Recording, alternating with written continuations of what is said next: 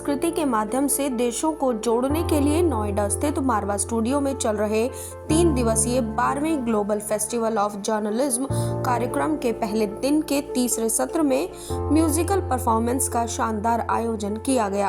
दीप प्रज्वलन के साथ कार्यक्रम की शुरुआत हुई। कार्यक्रम में doctor Sandeep Marwah, festival president ICMEI, chancellor AAFT university of media and arts, Sadur Rustambayev, ambassador of Uzbekistan, Petr Sizov, consulate general of the Russian Federation, Bayotra Khamatov, professor Hindi और उर्दू उज्बेकिस्तान, अनिला सिंह, प्रवक्ता BJP, Nidhi Singh, anchor Bharat news ने अपनी गरिमामयी उपस्थिति दर्ज कराई। कार्यक्रम में उपस्थित सभी अतिथिगण को पुष्पगुच्छ भेंट कर उनका स्वागत किया गया। Doctor Sandeep Marwah, festival president ICMEI, chancellor AAFT university of media and arts ने कार्यक्रम में उपस्थित सभी लोगों का शुक्रिया अदा किया और कहा, संगीत दुनिया की वो कला है जो कि व्यक्ति से प्रत्यक्ष और अप्रत्यक्ष रूप से जुड़ा हुआ है।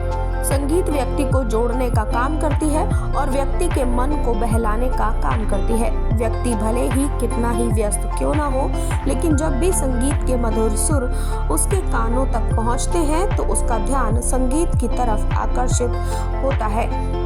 आपको बता दें कि कार्यक्रम में उज्बेकिस्तान के दिलनोजा बाबेवा और उलुगबेक रुजालियेव ने हिंदी गानों से महफिल में 4 चांद लगा दिए। साथ ही स्कूल ऑफ परफॉर्मिंग आर्ट्स के स्टूडेंट्स ने भी लग जा गले, मलंग सजना जैसे गीतों को गाया और अपने गानों से सबका मन मोह लिया। कार्यक्रम में सभी अतिथिगण को डॉक्टर संदीप मारवा द्वारा फेस्टिवल मोमेंटो दिया गया।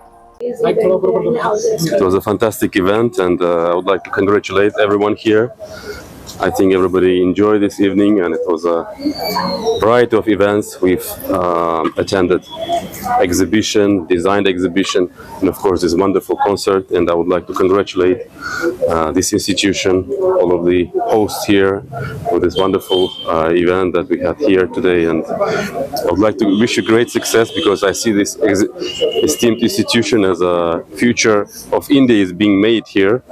So I would like to congratulate everyone and thank you so much. Thank you, sir. So what message you want to give to the aspiring journalists? Well, the message is to work hard, of course, and it's a very tough competition nowadays, but everybody goes online, so my practical advice would be to utilize your potential in the online media, online platforms. Everything is about blogging now. Sir, as you said that upcoming days में sir क्या 12th global festival of journalism के आखिरी इस programme में पहले दिन के हम लोगों ने गीत और संगीत का कार्यक्रम रखा और मुझे बड़ी खुशी है कि उज़्बेकिस्तान से एक ग्रुप यहाँ पर पहुँचा है जिसने हिंदी फिल्मी गानों का यहाँ प्रदर्शन किया है। बेहतरीन खूबसूरत गाने और बहुत ही मज़ेदार तरीके से यहाँ प्रदर्शित किए गए हैं।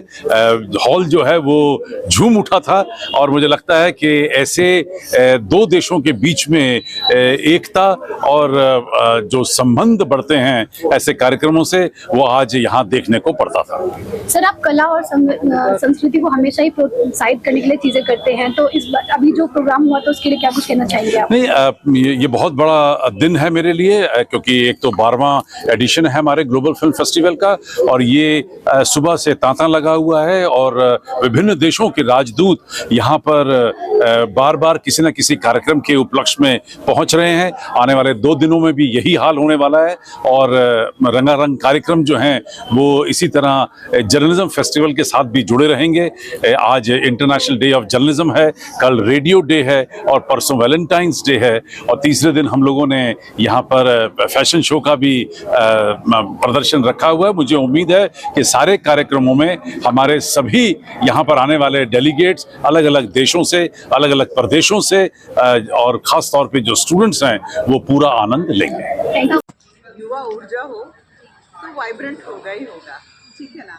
ये 12th ग्लोबल फेस्टिवल है जर्नलिज्म का और जर्नलिज्म पत्रकारिता जो है उसको चौथा स्तंभ कहा जाता है। और चौथा स्तंभ इसलिए कहा जाता है कि बाकी जो 3 स्तंभ हैं, अगर हम उनकी बात करते हैं, एग्जीक्यूटिव, जुडिशरी एंड लेजिस्लेचर, उसको अगर स्टेबलाइज करना है तो उसके लिए हमें पत्रकारिता, जर्नलिज्म की आवश्यकता पड़ती है, नहीं तो डेमोक्रेसी की कुर्सी डोल जाएगी। तो आप लोग वो लोग हो जो लोकतंत्र को स्थिरता देते हैं, तो अपना महत्व समझें।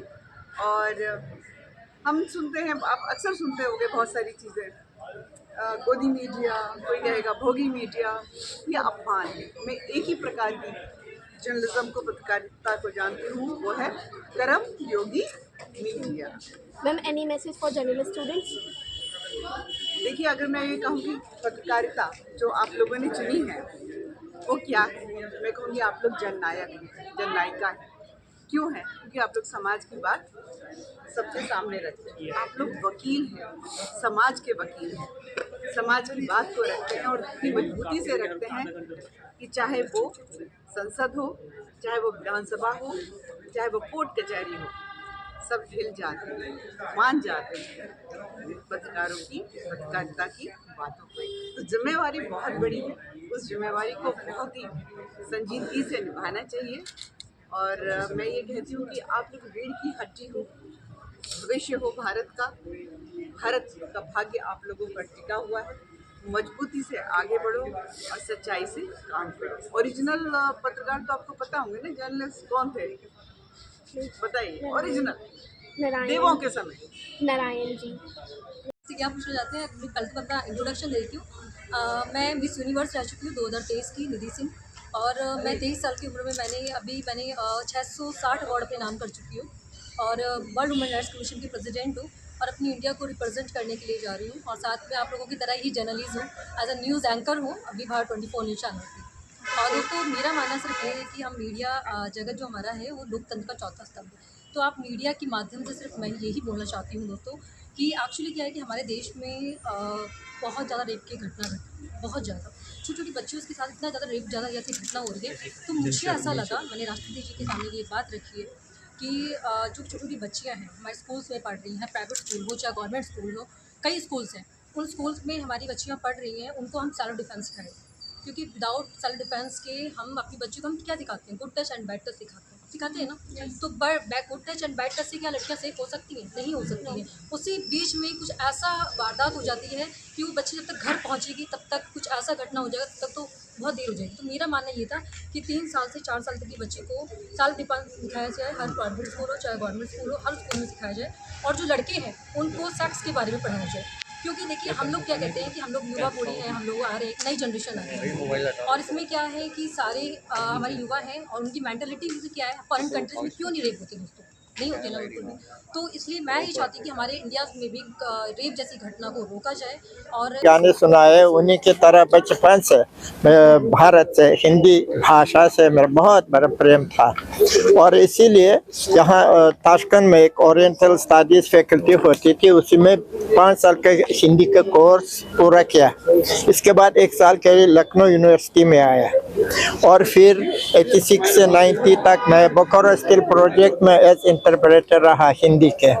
और इसके बाद मैं पूरी ज़िंदगी Tashkent state university of oriental studies में हिंदी पढ़ाने में लग गया है और अभी तक वही उसी यूनिवर्सिटी में मैं हिंदी पढ़ाता हूँ। और इसके साथ साथ ताशकंद में इंडियन कल्चरल सेंटर है, वहाँ लोकल लोग जो हिंदी सीखना चाहते हैं, हम उनके लिए स्पेशल कोर्स है हिंदी भाषा की, मैं वहाँ भी हिंदी पढ़ाता हूँ। और मुझे बड़ी खुशी हो रही है कि आप जैसे जवान लोगों के बीच में मैं आ गया हूँ और मेरी उम्र 10 साल पीछे हट गए हैं।